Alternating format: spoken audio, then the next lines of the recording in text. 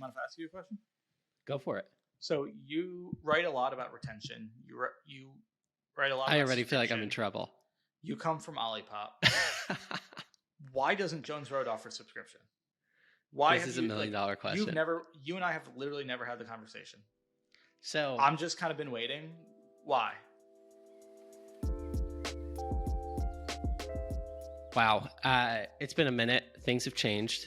Cody's a dad. Want to talk about that? I don't think that's what the people want to hear about, but no, it's been great. We finished season 1 again. That was kind of just, out of nowhere. We were in Miami doing Miami things. We're like, it would be fun if we started a podcast, like pretty much any two white dudes in a little midlife crisis. So, instead of going to therapy, we started a podcast, got some good feedback on it. We didn't really do that much to try to grow it, but, definitely got some good feedback, things we could improve upon. And, I was a little burnt out. I moved into a house about 6 weeks before having a kid. Just over a month ago, had a kid. Beautiful girl named Lily James. She's just over a month and she's amazing. And I'm just starting to kind of get back into work. Took a bunch of time off, but I'm super excited to be back. Excited to be working. Excited for Black Friday. Obviously, we're going to talk about that a lot. And really excited to start doing this podcast again. Yeah, it's been a minute. We posted on Twitter a couple of days ago saying, like, if you listen to season 1 and want to see something differently, like, what is it? And instead of getting any feedback about the actual content, 9 out of 10 comments were like, you guys, the audio absolutely sucks. So big IT guys here. We stepped up big time. We got the Opal cameras. We got the Shure mics. Cody's got stands. We are pretty much. I actually have some extra ones. I got like this stuff that I put on the wall. We're basically technology folks right now. Pretty much full-time content creators now. We're no longer operators, guys. Yeah. So this is going to be fun. So a couple of things. So first of all, segments. We want to kind of basically think about what are things we can briefly touch on every week and catch up what happened last week, etc. Number 1, test of the week, aka testies. Talk about something we are testing at the moment, and then follow up whether it's the week after or 3 weeks later, how it's been going. And then, a couple of other fun segments as we go along. But test of the week, tip of the week. We're also thinking, again, these will be semi-regular. Sometimes we'll do them, sometimes we won't, but definitely give us any feedback kind of that, you guys have on it. But tip of the week, where we'll each take just about 5 minutes and really just going in depth or teaching something kind of as tactically as we can in 5 minutes, so you can listen and hopefully apply it right away, whether that's an ad tip, a growth tip, a landing page tip, a CX tip, retention tip, anything like that hopefully we can give some value in a short amount of time. Last thing before we kick off, we're now on YouTube. Big YouTube guys. Down to Chat podcast. You can see all 12 seasons, video, audio, all that fun stuff on YouTube. Feel free to take a peek there, and we'll continue sharing the next 12 episodes there as well. So I guess that's it. We can hop in and talk about some tests. What if we did something? I know we chatted about it. We didn't decide anything, but maybe we'll just do it live. If we want to get some more reviews so we can grow this podcast, would you be willing to do a free Mentor Pass call for some giveaway? Anyone who gave us a review, we just do a free Mentor Pass call with them. I'd love that. I think that could be fun. Do you want to do it like you and I together or separately, or like how do we? Let's do it together. I think that'd be fun since it's a podcast thing. So let's do this.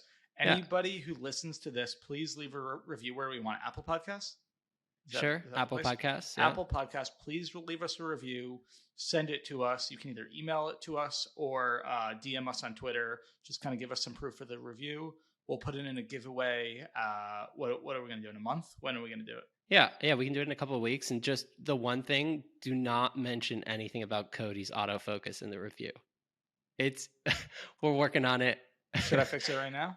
It's a thing. I don't know, it just keeps autofocusing, but to be expected. Big technology, folks. All right, cool. No, that's all right. We want the feedback. Tell us if our audio got better. But no, so seriously, all you got to do, just to sum that up, again, we didn't even talk about this before, so we're just kind of doing this live. Leave us a review, Apple Podcast. Tell us what you like about the show. Send us a DM or send us an email. You'll be entered into the giveaway. Whoever wins will get a free 1-hour Mentor Pass call with Eli and I together, helping you with whatever we can do to help. Or just hanging out, shooting the shit. That's cool too. Love it. Should we give away like a 12-piece, 24-piece attendees too. We can talk about that next time. Yeah, let's do that.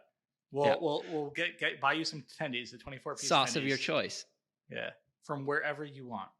Done. All right, let's do Let's it. jump What are we in. talking about today? So Black Friday coming upon us pretty quickly. Some of the things that brands aren't thinking about is how do I work on retaining all these customers? You bring in all these customers with your flashy ads and slinging discounts and product exclusives. How do you keep these folks around? Some of the friends that we have in the industry, like Ron and Ash from Obvi, and my friend Mike from Figs, and Nick from Long Weekend, Mr. Sharma, they all have apps, and they use Tapcart to keep customers engaged long term, and they have pretty insane numbers. Do you want to share some of these numbers, Cody? Yeah, I know that Obvi does about 10% of their revenue from Tapcart. It's pretty amazing. You know, for me as an acquisition guy, as a CMO, we're really trying to use Black Friday to retain as many customers as we can, because ads are super expensive, and customers that you acquire during Black Friday are not going to be your most loyal customers. So I want to retain all of the customers that we work so hard to acquire through the rest of the year. And what I have seen is a Tapcart mobile app is an amazing way to do it. You don't need to know code. I can set it up myself, and I'm pretty tech illiterate. It's drag and drop. They'll match to your website directly. You can get it live in a weekend, and it's an amazing place for your customers to shop. Has better conversion rates than most websites, and mobile websites, has better average order values, delivers an amazing experience. Just can't say enough good things about using a Tapcart app. Some of the numbers that Tapcart sees on average: 40% higher conversion rate, 2.2x higher revenue per session, and the one that's my favorite is 2.4x increase in lifetime value. And I think the reason why now, for the next, until November 10th, anyone that signs up through the link down tapcart.com/down to chat gets a free 3 months. The first 3 months are free, so you can mess around, create your app in a weekend, and brands are seeing 40% higher app adoption in Q4. The reason for that, folks are excited about having early access through a push notification. They're excited about the great deals and the instant access. So be like Cody. If you're like Cody, that's tech illiterate. I love that I'm the tech guy in this one. I probably couldn't figure it out myself, but drag and drop, pretty straightforward. It'll feel like your website just figure it out for mobile, and get it up in a couple of hours. And take advantage of this offer by November 10th, and you can launch before Black Friday, and you'll get 3 months free as well. Again, tapcart.com/down to chat. Okay, direct mail. This conversation started a couple of weeks ago. We were like, okay, email has been ridiculous for us. Just past 1 million folks on our email list, insanely engaged. SMS is crushing. Are there ways to kind of like fun ways to re-engage folks that haven't purchased in a minute? Black Friday was coming up. We have these fantastic Black Friday exclusives, and we said, why not send some snail mail, get the folks re-engaged? Yeah, I think, you know, where it started from, I just was probably on Twitter one day, probably doing something, but I was like, Eli, what do you think about doing some direct mail Black Friday? Let's fucking try it, you know? And I think we're pretty conservative with, you know, spending kind of throughout the year. And we primarily rely on kind of just like the core channels for acquisition and retention. So a lot of organic, but a lot of, you know, standard Facebook, TikTok, Google ads for acquisition, mainly email and SMS for retention, but we really haven't done anything direct mail. And I think as we grow and starting to think about, you know, next year, definitely expanding channels. I don't want to call it diversification, because it's not like we're trying to change our traffic pie or like spend less on any current channels. Like, we're still going to be spending more on email. We're still going to be growing our email list, investing in that program. But it's more of like, what are other incremental, you know, traffic sources or channels that we can try to find people on? And I guess this just seemed like probably the best time to test direct mail. So we did what most people do. We tweeted about it instead of actually doing the work. We tweeted about it. We said, like, who has done it? What's your take? 11 out of 12 people looped in Postpilot. We chatted with our friends Ron and Ash at Obvi, and we kind of kicked off with them. We are talking about, we haven't even completely finalized audiences, but we were talking about basically people that ordered 1 or 2 times and haven't purchased in, you know, 60 days or something like that. And Yeah, so we, we're Cody starting and with I, retention, right? Like yeah, I think most people probably do and should for direct mail is, you want to start with it's definitely it's a more difficult channel, to learn and track and test. So you want to start with, a little bit of a warmer, more engaged segment. So a lot of people will do like a win back, will do, churns, whether that's kind of before or after, rather than trying to go after like new prospecting, which is probably what we're going to do, but we're going to chat about prospecting as well right now too. yeah, this is like Cody and I had a call right before this, where we were just kind of, it was one of the Cody calls where it's like, wait, why don't we fuck around even more and find out even more? Um, so we might do some prospecting. You want to talk about Well, because that? here's how I was thinking about it. I think like originally, and this was post pilots, feedback, and I think how most people approach it is like, let's start with the warmer audiences that we kind of know are going to convert pretty well, and then as we find success, we tweak things, we test things, get them working. Then we can expand up funnel a little bit, but it might be I guess a longer process to kind of get into prospecting if you ever do get there.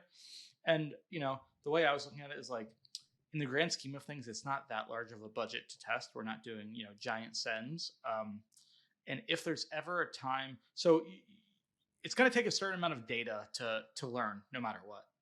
But it could be different time. If there's no reason why we can't just send to these different segments, concurrently at the same time. So what we're going to do, and I'll let you talk about the exact segments because you know better. We're going to do your traditional retention, win backs, kind of loyalty type thing. We're going to go a little bit higher up, probably into one-time purchasers is a little colder. And I'm also now thinking, I kind of woke up this morning and I was like, why not? Because, will it work? I don't know. If we have to spend 5K and it doesn't work in the grand scheme of things, compared to how well we're going to do this Black Friday, it's not a huge loss. But if we do get it working, what that can unlock for a business like ours, but really any business over the course of the next year is pretty significant. And we're not a business that does discounts, but what we like to do, and I think we should probably talk about it a little bit for Black Friday strategy. We love to do exclusive things that people can only get through this time of year. Just tons of urgency, tons of scarcity. If we're not able to get that working right now, I don't know if direct mail will be a channel for us. What do you think? Yeah, well, I think you covered it. A few things. So, like Cody mentioned, we don't do discounts. Most brands that do direct mail and crush the direct mail are talking reactivation further along. So customers that have ordered 3+ times, if you've ordered from a brand like MeUndies in the past and then lapsed for a couple of months, I can guarantee you've gotten a card in the mail. It's usually some sort of discount. Most brands do a discount. It's pretty rare, but you will find brands that are like, hey, we're launching a new product. So like, for MeUndies, I've gotten a card that said, like Harry Potter underwear, God knows what. There's some of that, but I think in our case, it's like the I guess like the Joanne/Jones Road take on it has been, let's exclude people that have given us like a terrible NPS score, really dislike the product. If somebody purchased once and hated their, the experience with the product, it's probably a waste to send Makes them the sense. card. Why would you spend Right. it doesn't make sense to email them when there's no marginal cost, but why would you send them a postcard when there is a marginal cost? Right. So that's the plan is, we're going to kind of go through and make some little exclusions there. And then kind of do the classic holdout test. Cody's big on the randomizing, a little A/B Yeah, I was gonna say, action. guys, don't worry. We are measuring incrementality. Don't come after us, incrementality police. I Yeah. have been very big on it, obviously, because for anybody who's not aware, like there might be kind of newer marketers or non-marketers listening. Like a program can look pretty good in terms of like in the platform, your return on ad spend. It can look like you're making a ton of money, but it doesn't necessarily mean that that program is driving new revenue that you wouldn't have collected outside of that program. So what you want to do is you want to measure incrementality using a holdout test, which is where you essentially randomize it like Eli talked about.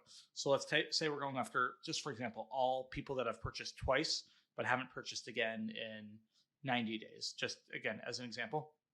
we're not just going to send it to everyone and say, oh, we spent 10K and out of these people, we made 40K during this weekend. Because how the hell do you know if you're getting 40K because of the direct mail or if they would have already purchased anyways through other retention efforts or maybe not even through retention efforts? And I think that's one of the biggest problems with attribution, if I'm allowed to say that word, is Boom. you don't really know what's actually driving it. So I think when you get to a certain size and degree, it does make sense to kind of do these holdouts. So what we're doing is we're randomizing it, doing this all in Klaviyo, where we're taking that same segment, but we will do everything else exactly the same. It's super important to just change one variable. We will do everything else the same. We're still going to send emails. They'll probably still get ads, but what we're not going to do is send them direct mail and then a segment, same exact stuff. They're getting emails, SMSs, all that kind of stuff, but we're going to send them direct mail, and that's the best way to set this up. And the goal would be to answer, the hypothesis: does getting a card in the mail get you excited enough to come back and purchase again? So, you want to chat through some of the challenges we were having in terms of timing, kind of some issues. I guess I want to say one more thing on discounts, but then chat through kind of like what we talked about in our solution for timing, because I think that's people might find it interesting. But yeah, discounts. I mean, I know Postpilot was pretty big trying to get us on using discounts because obviously things perform better, but it's also easier to track. What are your thoughts? Like for me, that's kind of the challenge, and I don't really have an answer. As we look to expand channels and we want to do TV, we want to do let's say more paid influencer stuff. We want to do podcasts. A lot of that non-click based stuff is discount, using discounts kind of just to see response rates. It's just the best way to do it. If I'm on Eli's podcast, Down to Chat, and I say, hey, go to jonesgrovebeauty.com/down to chat, like that's the best way to be able to do it. Or use code Down to Chat. You know what I mean? And what are your thoughts on, is it important? Is it necessary, especially with an affiliate program? Or do you think there are ways to do it to be able to track it without discounts? Because that's something I always go back and forth on. So at Olipop, we did a ton of podcast ads at a certain period of time. We did some large ones like Pod Save America, which was like the same episode as Biden was on right after the inauguration. So we got some really, we got some really, really good placements. It wasn't anything like the Tim Ferriss or Joe Rogan, but it was pretty solid B-list podcasts. And what we saw is there's the basic, like, use code Tim at olipop.com for 20% off. But what you don't realize is that not everyone is a discount shopper, and they're not like going to put in that code because they don't really care. B, not everyone is going to your site tomorrow, or as they're listening to it, people can kind of hear it, and it can be one of the touch points. So what I mean, basically it's a combination of the link / discount code and then post-purchase survey. What we discovered is with podcasts, you have a much longer tail. So it's like people were, 6 months later, they were saying they bought it, and they, post-purchase survey, they were saying they found it on a podcast, and they said it was X podcast that we weren't on for 6 months. So it's a little bit difficult. I think, with direct mail, there's, a QR code. So we can know if people came from a specific link / landing page. And then, we definitely want to add that to our no post-purchase survey, right? Like we want to give that like direct mail or card in the mail as an option. I'd say it's probably the best bet in terms of clarity on attributing, right? That's fair. Yeah. I definitely agree. I think even if you are using discount codes, again, not everyone's going to use it. I think it's always about creating a model. Like for example, if I'm buying Facebook ads, I'll use like a Northbeam one-day click, or you can use like a Google Analytics last click. It's not because that's what I think is measuring the value of it. Like that's going to be less than a 1 usually. It's that I know that there's some correlation between total return from this program and what that measurement is. For example, if my one-day click is a 1.0, so like a ROAS of 1, on a 7-day period or on a 7-day click and view period, that's probably a 2. Like I just have enough data to kind of know those things. So I can kind of model out, just build some loose correlations and know, we double our response after the first week. So if I can kind of do it that way. So same thing, like let's say, and this is another thing that we'll have to start experimenting with, is like, let's say I wanted to pay an influencer to post. A lot of people will do this. They'll use a discount code, but they're not looking. Let's say your overall goal for the program is I want a 4.0 return on my investment.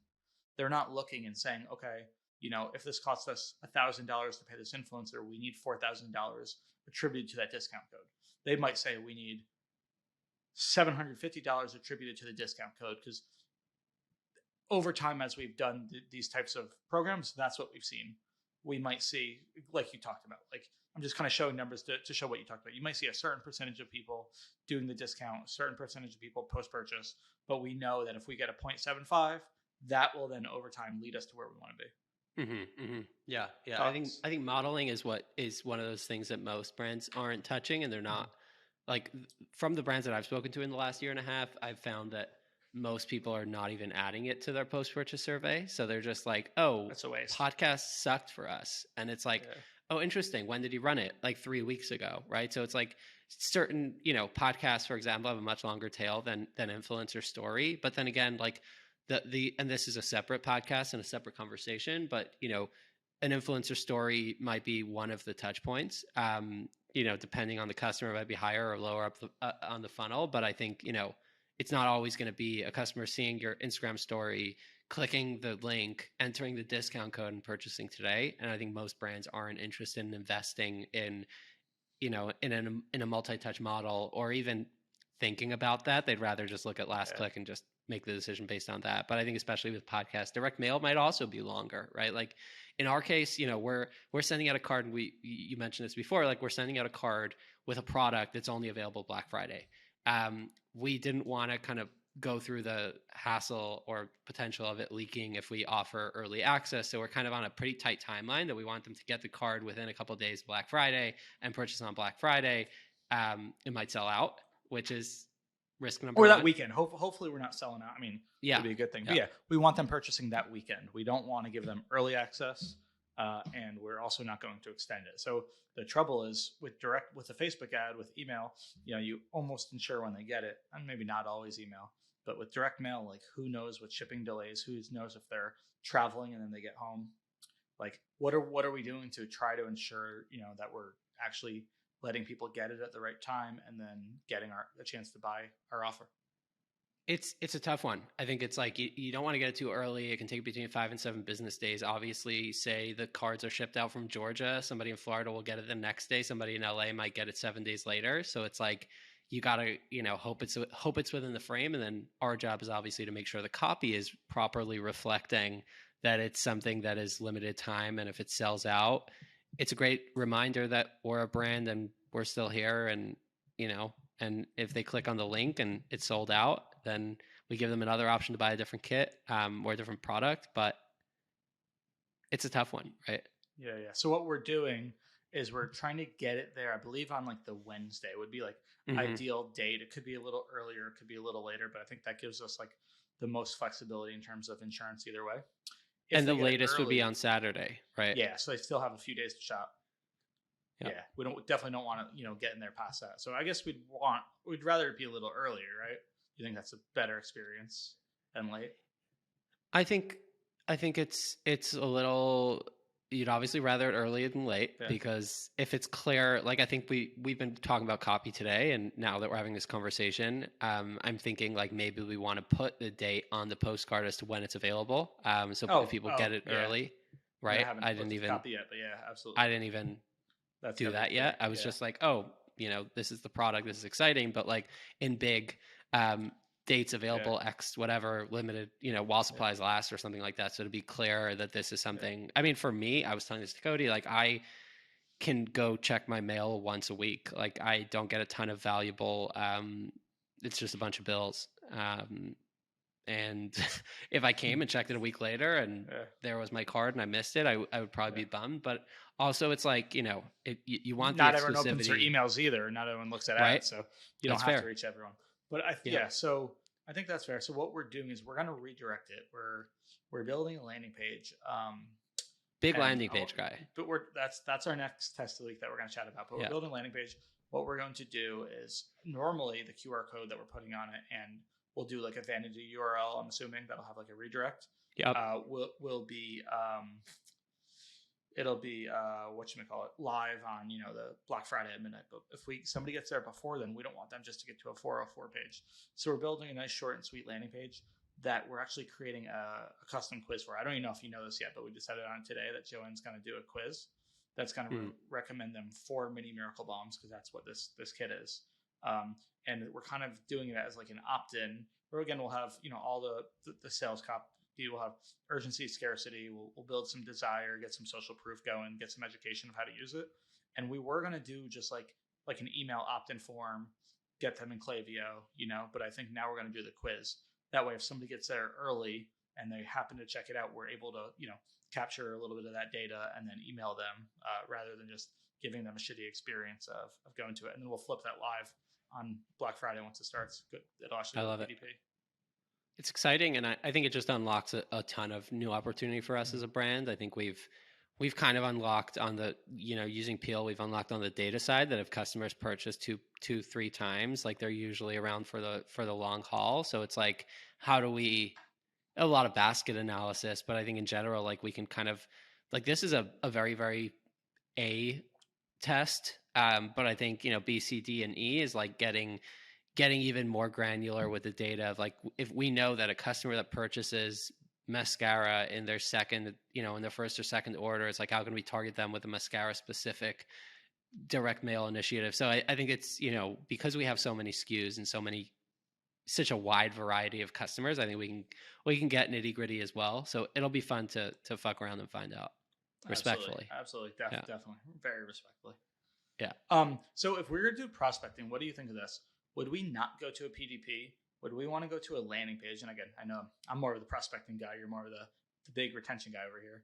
But I was going to say, like, I love this podcast because I learn more about growth in the 40 minutes talking on a podcast about growth than I do in my real life. So do you think we would go to, because what we usually do for our prospecting, for ads is we usually go to a landing page, either what we call a Trojan horse or a listicle. And then often we go to a quiz. Would you think that, just kind of, if you were to put your customer hat on, we're prospecting, you haven't heard of Jones Road, or you're not super familiar, and you get this thing for this mini Miracle Bomb exclusive kit just for the weekend, would you want to go straight to the PDP, or would you need more information? You need more information about the brand as well as the product and how to use it, how to pick your shade. What are your thoughts? I would say it really depends how much info we put on the card, but I think adding a photo of Bobby on the card, and like, Jones Road is Bobby's brand, I think that gives a ton of cred. I would probably want to put a landing page that says a little bit more about like Miracle Bomb. Yeah, or like Miracle Bomb being our our best-selling product. Here's why it was created. The problem it solves. Because I feel like most of our customers are not coming directly from like a forward card to our product page, right?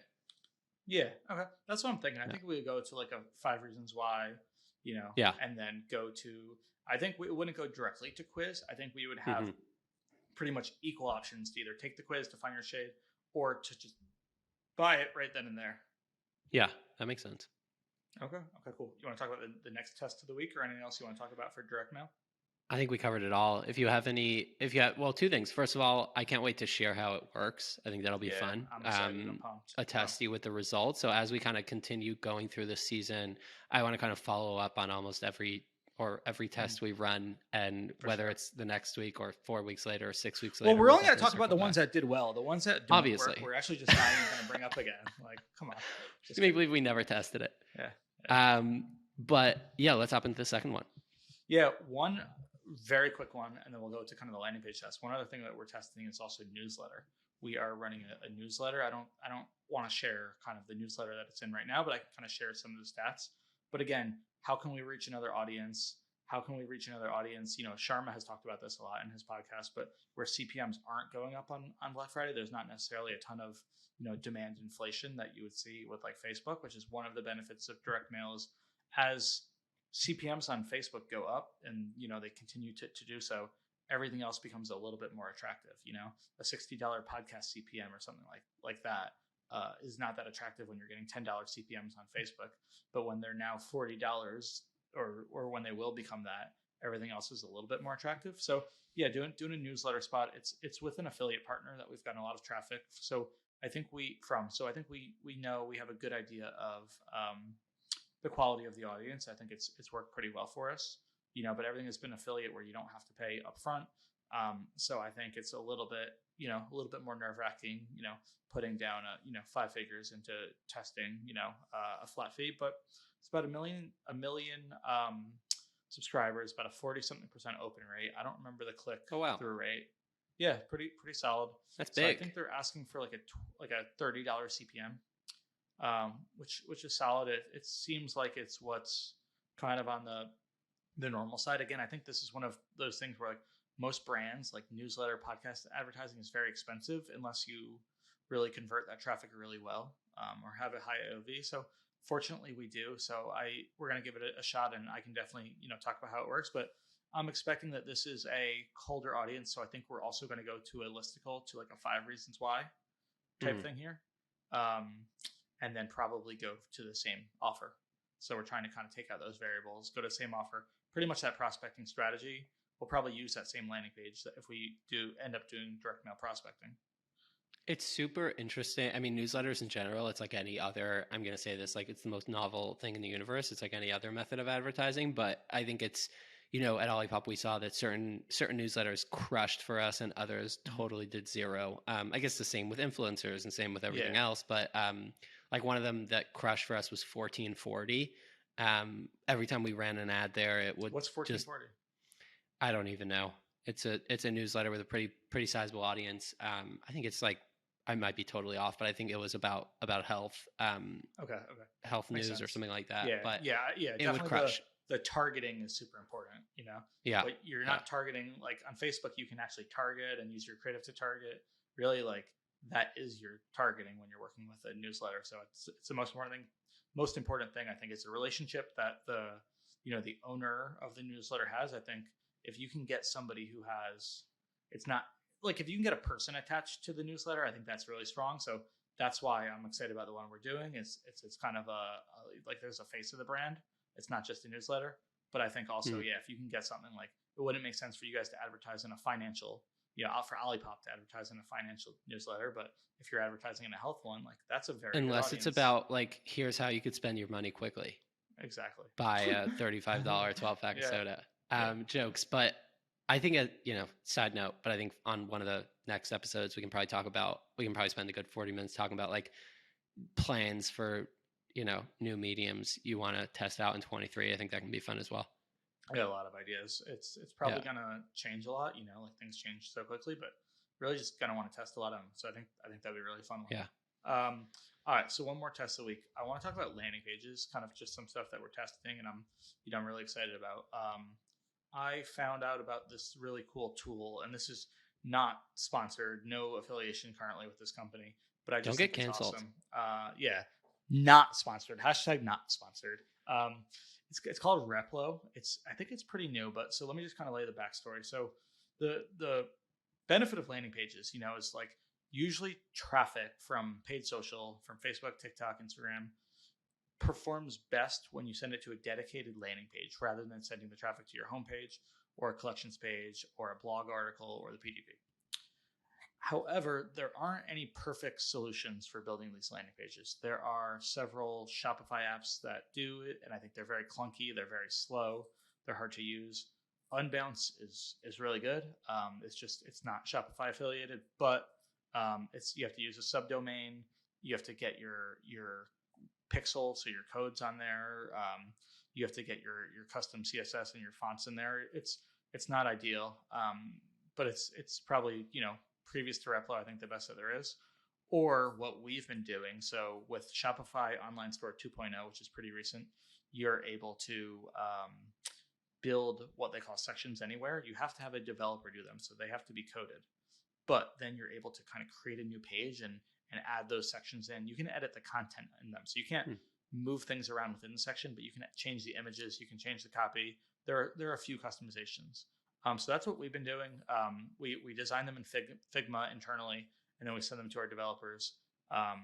However, the issue with that is anytime that we want to change something, if it's not one of those things that I just mentioned, it's really difficult. You essentially need code, so there's a lot of limitations. So there have been a lot of things that we have wanted to test, and we just haven't been able to due to bandwidth and due to not being able to. So I think personally, what's the future, and for marketing teams and these softwares, allowing marketers to do as much as possible rather than needing a subject matter expert. So, there are some AI or just very cool ad creative tools. I'm not super bullish on them yet, but I think that, allowing marketers to kind of create variations of ads without needing, to be a full fledged creative person, I think would be awesome. And same thing here. I think if there's a way for marketers to be able to test pages very quickly without needing a developer, that's awesome. So if you are familiar, are you familiar with Webflow at all? Not not familiar enough. Okay. No. So it's like a WordPress alternative. It's like a ton of website. Actually, our sponsor Tapcart's website is in Webflow. It's actually like a beautiful site. My personal site Is yours as well, right? Yeah, mine is as well. So it's a website alternative, small all the way up to Fortune 500 companies, but it's for the majority no code. So I think you can think of Replo as very similar, but for Shopify stores. So what it enables you to do is build these pages with no code or very little code. You're Are you able dragging to and dropping? Yeah, you're dragging and dropping. You're able Wow. to get them, but again, I've used a lot of page builders. Most of them are crap. This one still takes some time to learn, but it's cool. You already have all your fonts in there. So what you're able to do is you're able to create just a whole page and then just deploy that page to your Shopify site as pretty quickly, or you're able to create a section. And then you can create a section and kind of use it like if your developer was developing a section. So you're able to do it super quickly. So we're just getting started. We're actually going to do this direct mail landing page that we're talking about in Replo. What we're doing, and they're actually helping us with this, is they're helping us take our current landing pages. We're just giving them the Figma design, and they're importing those into Replo. Oh wow. And then that way we'll be able to change things. Like sometimes when you do this stuff, and you're probably familiar with like email because we do our email stuff in Figma, it's like things will look great in Figma, and then you see in an email, and you're like I wish this button was bigger or something. So that's kind of what happens. So now I'll be able to change the font size, or I'll be able to change the UX a little bit, and it'll just allow us to test so much quicker, which is huge. So I'm excited about it. As a non-paid guy, any questions that you have that you think people have about this? Two questions. Yeah. Can you drop a link to one of them in the show notes so people can check it out? I don't know if we'll have a page ready by then, but absolutely, definitely. Okay. And then number two, so I mean, it's basically, correct me if I'm wrong, it sounds like it's Figma, but for landing pages. It's very similar. Yeah. Webflow is very similar to Figma. Most of the design still happens in Figma, right? You can't like deploy that to a website just yet. I think there are tools that are trying to do that, but it's very similar to Figma. There's a little bit more structure in terms of in Figma, like you can put things anywhere on the page. Yeah. In Unbounce, you can do that. There's a little bit more structure into like, again, I'm not a UX designer, so I don't want to like say something out of my ass, but there's a little bit more structure, so you can't just completely put things wherever you want. Like there's sections and whatnot, but it's similar. Interesting. Okay, so let's follow up in the next couple of weeks on like how this works, or if this is unlocking some crazy efficiency. I'm excited. Yeah, just being able to test faster, being able to deploy them faster, have them still look great and look, on brand, and then also from what I've seen, the page speeds are still pretty good. I'm pretty excited about it. Yeah, very excited. So one thing I get asked about pretty often as CMO is what I look at on a daily basis to help, drive our growth, to help kind of run things, and what I look at when things are going well, what I look at when things aren't going well. So what I wanted to do in this quick segment is go over kind of what I look at, what are some of the metrics, KPIs that I look at on a daily basis, just kind of how do I think about it, and so just want to kind of dive into it. So first of all, we are recording video on this, so if you want to follow along and get the full picture of this, definitely recommend checking this out on YouTube, or I believe on Spotify has video. However, I'm going to do my best if you're just listening to audio to still make this valuable, but there might be something missing. So we work with Peel Insights. We use Peel for pretty much all of our analytics. It's an amazing platform. It's super easy to use, but it's also the most powerful platform I found that's super easy to use. If we didn't work with Peel, I am pretty sure we would need, full data warehouse, data team. And the amazing thing about Peel is that they pretty much do it all for you. It's super customizable, but like a lot of, off the shelf analytics tools for Shopify stores, that a lot of them don't have everything that I would need, everything that we would need for, most businesses. And Peel pretty much has everything. They can go super deep into it, and it's been pretty much a life changer for us. So I want to show you. So right here, this is just dummy data, so not real numbers. So please, ignore the exact numbers, but hope you can get the point. Here's what I look at on a daily basis. Obviously, I'm looking at revenue. I'm looking at total ad spend. I'm not really caring that much about by channel on a daily basis, mainly spend. MER, marketing efficiency ratio. Ad spend rate is really the same thing. So if our MER is a 10, that means we spent 10% of our revenue on ads. So those are just kind of different ways to look at the same number. I want to look at traffic. I want to look at conversion rate, average order value, blended CAC, so blended cost per acquisition. Those are really the main 8 that I'm going to look at on a daily basis. Then I like to look at how many new customers we acquired. So new customers, I'm going to look at revenue from new customers. I want to look at revenue from returning customers. And then, the other really important thing that I'm going to look at is AMER, or that's acquired MER. Essentially, how much revenue did you collect from new customers compared to your ad spend? And the reason that's important, a lot of people will use MER, and MER is still great, and it tells you a lot. But let's say you had an amazing retention day. Let's say you had a day or a week where you had product launches and you had really exciting stuff going on for your existing customers. You might have great MER. However, you're not filling your customer file with new customers. So you're gonna probably regret that a little bit later on if you're just going off MER. So you can really make sure you're staying on top of acquisition and always acquiring new customers at the rate that you need for your future growth. If you're also monitoring AMER, so that's super important. And then I'm also looking at what Peel has been able to do is pull in total sessions by channel and then revenue by channel. And these are based on Google Analytics, so GA, our default channel groupings. And so the reason that's important, often when we have a day, whether it's a great day, whether it's not a great day, I really want to see what changed, what drove growth, what underperformed, what overperformed. So I can look into this. I can kind of click and say, hey, here's how many sessions we got from paid social. Here's kind of compared to our average. Here's what's up. Here's what's down. Oh, that email, check that out. We normally do 50K in revenue from email. We did 75 or whatever it is. Like that crushed it. That did really great. So that's super important. I highly recommend looking at that and understanding kind of what your averages are for traffic and revenue by channel, so you can really understand if anything is taking a hit or if anything is performing super strong. And I love this pacing sales. Essentially, what Peel will do is they'll take your last 30 days or your month to date, and they'll do like pacing, kind of compare how you're pacing compared to the previous month. And it's just an amazing way to kind of visualize it, kind of see how you're trending. So I love that. That's absolutely great. And the thing I love about this, if things aren't working well, it's super easy. First of all, it's super important to understand why, but it's also really, really easy. So I have this master dashboard, and what I can do is I can go and look and kind of break down any of these numbers.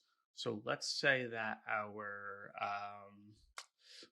AMER is low. We just didn't have a great acquisition day. I want to understand why. I can click View Report. That'll take me to a report where I can kind of break this down in a little bit more detail. I can now look at this on a different time period. So right here, I have a 7-day rolling with a line graph. If I want to see monthly, I can do that. If I want to change it to a bar or something else, I can. It's super easy. Now, I won't save this because that'll affect my dashboard. But what I will do is I'll look at this. I can kind of create a new report if I want to visualize it a little bit differently. I can also create a goal. So this is a dummy account. In our real account, we actually have goals. So every member of my team has goals, and they have their own dashboard. And we use that to be able to, hit our goals. We can look at pacing towards the goals, and then we can really understand. You can add your goals to this. You can hide goals, and it really just kind of helps you make sure that you're on track. So again, we use Peel for pretty much everything. It's an amazing tool. Here's just a quick glimpse of what I look at on a daily basis, and really hope you check it out because it's been an instrumental tool to help us grow our business and do it really simply. And I think you would absolutely love Peel. Next up, what's up? Explain that tweet. Listener questions. This week? We have some tweets. We have some tweets. We asked a few questions. You mind if I ask you a question? Go for it. So you write a lot about retention. You write a lot. I already feel like I'm in trouble. You come from Olipop.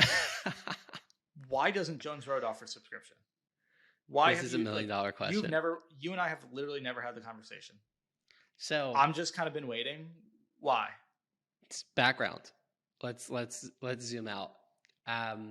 When I joined Olipop, subscription was a tiny part of the business. We had like 75 subscribers.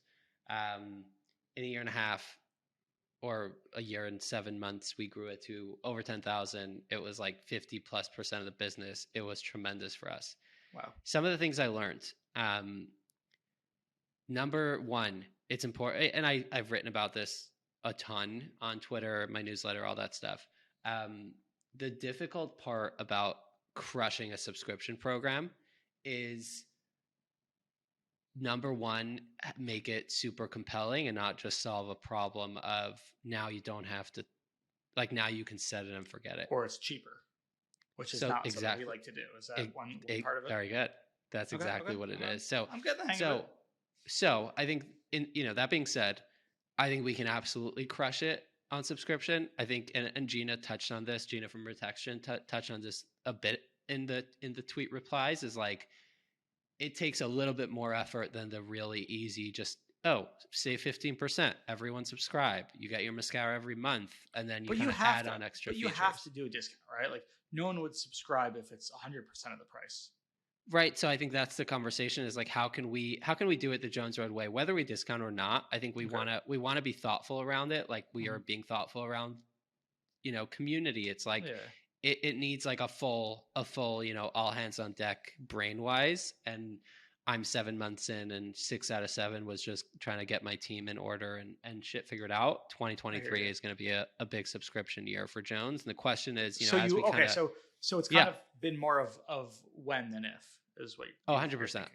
Okay. 100%. I think it's especially when you think about, like, cost of acquisition going up. I mean, there are a million reasons to opt in for subscription. The question, the kind of pushback I always give brands is like, you can think of 37 reasons why it's good for you. Why is it good for the customer? And I think, the answer is always like, they can set and forget it. Like, is that a thing? Like, because the question for everyone is like, okay, you think subscriptions are the shit. How many subscriptions are you subscribed to?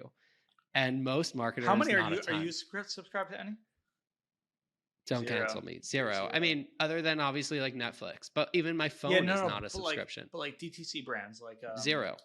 Like zero. Dude, I have zero.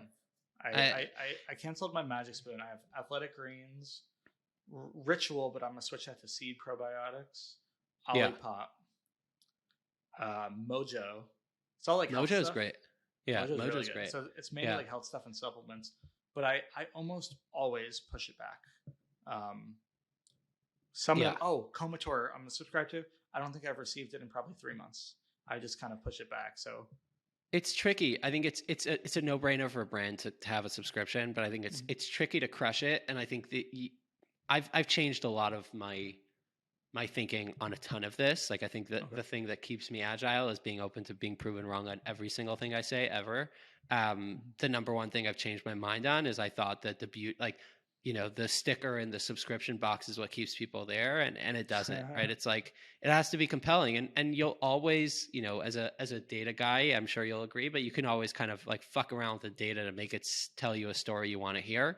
And I've done that a big part of my time at Olipop, is like, you'd look at the data in a certain way to be like, oh, this is a no-brainer, but it's great for the business. I want it to be amazing for the customer. I think the future, and this is like probably the first time I'm saying this out loud, like, I think the future of our subscription will have to do with community will be baked into subscription. So it's like you're accessing a different component of the brand, and what that looks like on a very granular scale, I'm not sure yet, but you're not just getting a product on repeat.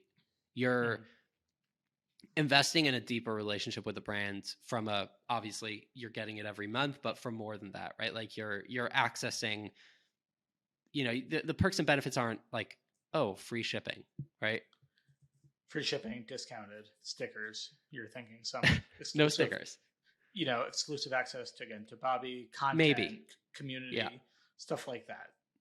I want it to be more, I want it to be more appealing on, when we talk about this often, like the hierarchy of needs. Like, I want you to feel like you're in a deeper relationship with the brand. And again, it's like, you'll have people on Twitter being like, nobody cares. Like, they just want your product. Either your product's great or it's maybe, but the reality is that our subscription customers, and it's kind of like, it's a self-fulfilling prophecy, right? Like, somebody that's ordering 5 times and then has a subscription will naturally be inclined to have more to do with your brand than the person that For ordered sure. once, never ordered again. So a lot of it is like that, right? I'm just curious. I hear you and all that. I'm just curious if people, obviously, as somebody who's not in the market, like I know supplements subscriptions just make sense.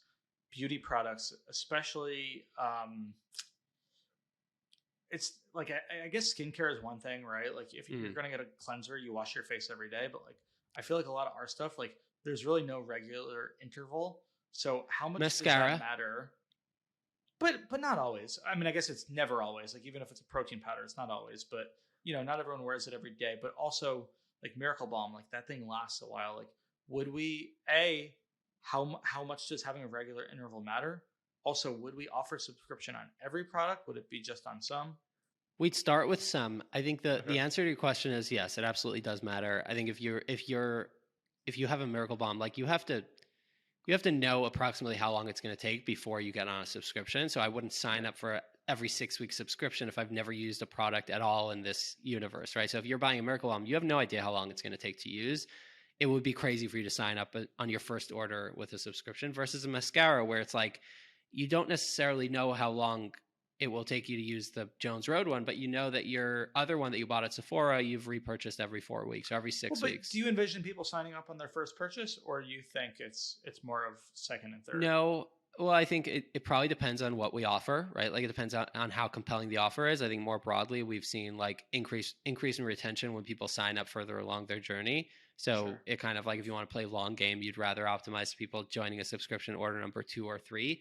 I think that the time frame between like replenishment does matter in terms of like the it's also tricky because like there are brands that offer like an annual subscription to X, and it's like you need to be using it for long enough that you decide like, oh, I'm in on an annual. But I think it just from a customer perspective, like on the behavioral side, like it just makes sense to subscribe to something that you're replenishing very often, right? It's like instead of having to order it every 3 weeks, I can just subscribe to it versus like every 8 months is less exciting. I'd say like, when you think about like Amazon Subscribe and Save, I'd say like the 6-month interval is probably the least common. I think the 2 weeks is probably too close either. It's probably like at Olipop, we saw that we offer 2 weeks, 4 weeks, 8 weeks or whatever. We saw like a majority of the folks were doing every 4 weeks, right? Because it's like 30 cans, even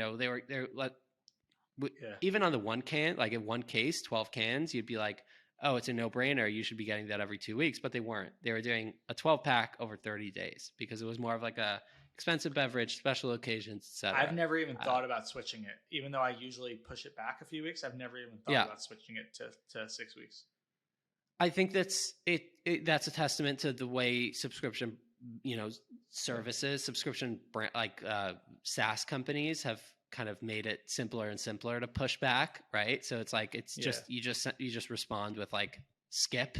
It's easier to do that than to try to log in and switch the entire subscription. But I think it is important to kind of like when you are giving the offer to sign up to subscription, don't give a zillion options. Don't give like and maybe I'm wrong because Amazon gives a bunch of options, but I think it's keeping it simple. I would probably test on a mascara to start and then kind of like use that as a testing ground. So I'm curious. I was going to say, we've got this Facebook group that we're adding people to, like, and we surveyed our customers to see if they even wanted a group and stuff like that. But I'm curious if we surveyed people in there and asked about subscription, if they have any beauty products on subscription, and if they would want that. Like, I'm curious. Have we? A, should we do that at one point, and then B, have we gotten any demand for one? I'll answer B before A. We haven't gotten any demand, like maybe once or twice that people have asked, like, do you offer it? But nothing really. There are definitely beauty brands that offer subscriptions. I think that anyone that loves a product that can save money on it, that's like the biggest reason why you'd subscribe. The answer to A is we haven't, but we certainly should. I think that's going to be I think January is kind of when I plan to start jumping in, and we'll talk about it before then, but I think like the first thing we do is try to talk to people that say, yes, I'd like a subscription, and ask them why, and have those exploratory conversations as to like, what about a subscription is exciting? And I feel like most people will say like, well, it's a discount. But if there's anything else, like this, similar to, like you're saying, similar like what we did with the community is like, what about Jones Road excites you? How can we offer more of that, or different kind of like similar exciting shit to a smaller group of people that feels intimate, exclusive, all that fun stuff. We got to get that retention rate up to 40%. At least. At least. All right. How do you, one last question, and then one or two things, and we'll wrap it up. How do you feel about, so one thing we're going to be focusing on is like an affiliate program. Right now we do kind of like press, publications, affiliates. We're going to go to, partners, ambassadors, influencers, whatever you want to call it. How do you, there are some brands that, have their customers be affiliates. How do you feel about that? I'm just curious. You like it? It makes you feel gross? I think it's an easy way to give people a discount without discounting your products, right? Like, I think it's like if you do like a credit model where if you get a customer, you get $5. More like a referral program. Exactly. I think affiliate, like, what here's a code. Yeah. I'm okay with cash too. I think it's, I mean, if you do, like, if you start doing like the CAC conversation, right? It's like, if it costs you $20 to acquire a customer and you can get a super fan customer to pay them $5 to acquire your best customer, it's a no-brainer, right? The thoughts, so we've tested it at Olipop. Like, we started at, it was a discount. It was like 10% off. You give them 10%, you get 10%, like the basic model. And what we realized is that there's no incentive to refer more than one person, because you can't stack it. So it was like, now I have 10% off. That's really stupid. So we spent like $5,000 on fees towards this clunky SaaS company to like fix it so you can stack it. And it made no sense. So eventually we ended up shifting from 10% to like $5 off, and you were able to stack it. And what we saw is that it wasn't, we were kind of like going towards this goal. The former SVP of marketing at Seed was consulting for us at Ritual was consulting for us at Olipop. And he was saying that, Seed, almost 10% of the revenue comes from referral, which is bonkers, right? Like, they're pretty large. Ritual, you mean, not Seed. Ritual, correct. Yeah. Eli's not very familiar with the supplement space. He's actually never taken one. No, well, not Seed. Ritual sent me a container of them, and I was like, what does this do? Like, I didn't feel anything. I was just like, was it like a probiotic? Yeah, you get like the minty when it goes down your throat. But I was like, I don't know. To me, I'd rather eat like pastrami on rye and convince myself that when it happens, put some sauerkraut on there. There's probiotics and sauerkraut. That's all you need. All right, but so they did 10%. If they can, and I was like, okay, they were doing millions of dollars a year. If they can do 10% from affiliate, it's an interesting way to like not heavily discount off the front. It's more of a reward for kind of giving, getting more customers looped in. The other kind of pluses around it is like the people that are referring. If I'm sending out a link, and I do this all the time with like Amex and Chase, right? Like, I'm always excited to help people find like their next credit card to get points, but like use my link so I get money back. And aside from just like, obviously I'm going to advocate for the card, like, here's why you should sign up for X. It's great. PS, I'm going to get $100 if you sign up. With a product like Ritual or MeUndies or Olipop, your customers are advocating for you. So these are people that already love the product, love the brand. It's a no-brainer. The struggle is like, when we did it at Olipop, we said, let's try $10. And then we're like, we're spending $40, $50, $60 to acquire a customer on Facebook. What if we offer 20? Give 20, get 20. It's still less than Facebook. Yeah. It never like took off in a big way as far as for as long as I was there. And the struggle is like, you message it again. You put it on a banner on all your emails, and eventually it comes across feeling needy and a bit weird. Yeah. Very few referral programs have really ever made me feel like I want to refer somebody. I think Comator was the only one. I forget what it was, but they had a pretty attractive offer. That's the struggle, right? Like I think Tesla did it well with like, you get X amount of miles free charging. It was like you're like, I'm paying to charge my car. If I refer somebody, I get whatever. Right? Whoop has a good one. You get a free month, actually. See, that's solid, right? Like, I think that the struggle is also like, it's this Venn diagram of like, you have to really, really love the product, and the referral bonus just makes sense. Like, for me, it's like, I love traveling. I love credit cards. If I refer somebody, I can travel more. It's such a no-brainer.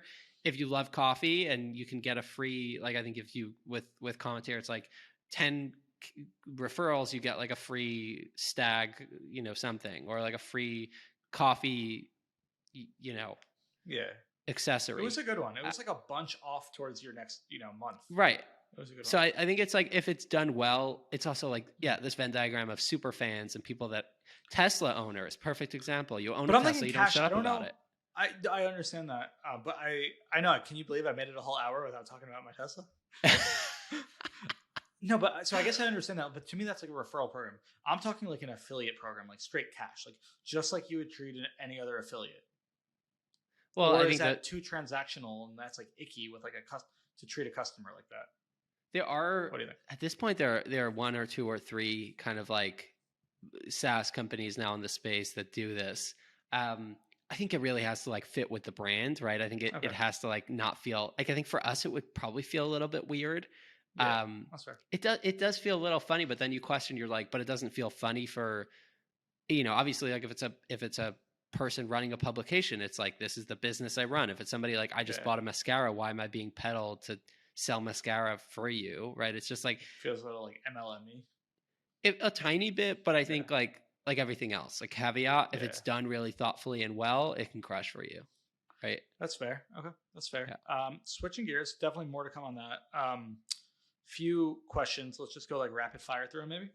How yeah, many? We saw this on Twitter. Sean from Ridge Wallet asked about how many tickets a CX agent should do per day. I have zero idea, so I'm gonna yeah. leave it to you. Hot Of course. take. I love this question because every single time this question is asked, it's asked by the person that's paying CX people.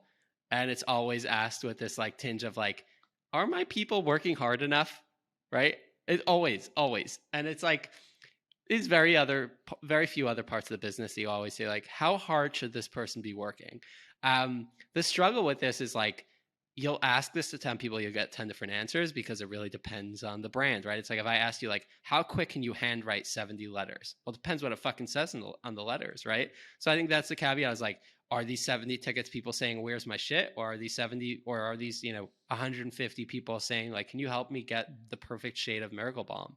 And here I've attached 6 photos in the That's fair. last 3 products I've used. So I think it's, what I like to say is, look at the best performer on your team, look at the worst performer on your team, and then figure that there's somewhere in the middle where it's like a sweet spot where, like, if you're not performing within a realm. So I think my answer was like 70 to 150 depends. At Jones, we have people that can pound out 300 tickets in a day, and it makes me Oh wow. like, holy shit, that's crazy.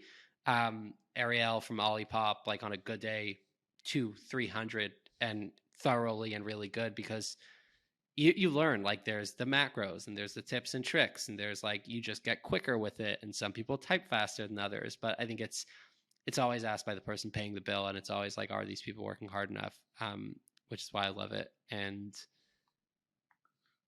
it That makes depends. sense. It Yeah. depends. Is always good, but it seems like sometimes you would even like prefer less. Like you actually really focus on quality and don't want Well, people just churning them out if they're missing things, or for us if you're shade matching incorrectly. I know that that's happened with us before. I think the struggle for me is like, I'm in a more senior position now, and I'm seeing how much work it's costing us, right? I'm not just like, oh, my team has to get it done. Like, I see how much we're spending when we hire 80, when we add 80 part-time hours over a month, right? Mm-hmm. So it has to make sense from a financial perspective as well. Like, if we had somebody on our team that was answering 14 tickets a day, and I'm like, as thorough as you are, that makes no sense. But I think it depends, right? Like, if I have 1,000 tickets and shit's hitting the fan, you'll be thorough next week. For now, let's just get through it. I think people would rather get a response within 2 days than wait a week for a thorough one. So I think, like, That's having fair. somebody that's agile, that can like jump around, and like, if it's chaotic, I need you to pick up the pace. If it's slow, take your time, have thoughtful conversations. So I think that's when you hire great people that are like in tune with what's going on. It's like, if it's a quieter day, let me take it slow. If it's a hectic day, I'm not going to talk about the thorough, and like, I need it to be decent. It doesn't have to Makes be sense. 30 lines, right? I hear you. Makes sense. All Yeah. right. Final question. What's the best way to execute Black Friday, Cyber Monday early access? Is it via discount code or a passcode to enter the site or something? What are your thoughts? This is all you. Yeah, I mean, I guess it depends. I think it depends on who you're trying to give it to. I'm going to assume in this scenario, it's probably to a small cohort of your customers, probably people that are loyal. Um, I don't, I don't know how you would do a password while not stopping people from having it. Like, you'd have to set up a separate site. like, I think I love the idea of it, right? Like, if you have the bandwidth to set up a separate site for people and make them use the password to get in, like, I think that's amazing. I think that's a great I think customer brands have done experience. that, right? Like Separate site. secretsale.whatever.com Yeah. or like, Yeah. yeah.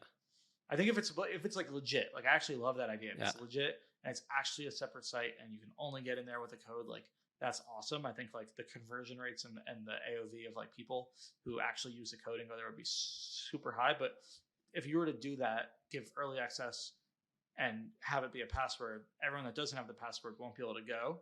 So it's either like you restrict most people from shopping or you give the password to everybody and then it's like it means nothing. So I Right. don't love that. I don't I don't really know what the other options. So the code, I don't really know what the code. I don't know how you would do that with like a discount code. Oh, I guess I'm thinking, okay, if this is like a discount, you can probably do it. I was thinking like, took me a second. We don't do discounts, so early access for us would be like a product early. So that would be like usually like not letting Google crawl the URL and Right. putting and giving people like the link to that. Right. And hide the page, right? Yeah. Not put it on your what's it called?